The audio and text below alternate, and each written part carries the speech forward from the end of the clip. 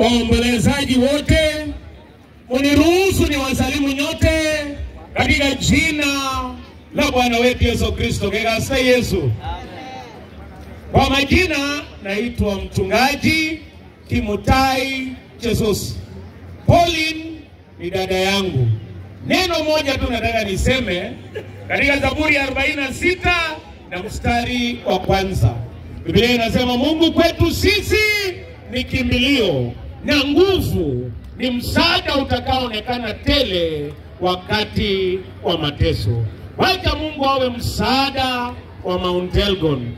Mambo mengi yamekuja, siasa ni mingi, lakini Mungu ndiye msaada wetu. Kwa familia ya Pauline, Mungu awafariji, aponye pamoja na mama na jamii yote. Mungu wa amani awe pamoja nanyi.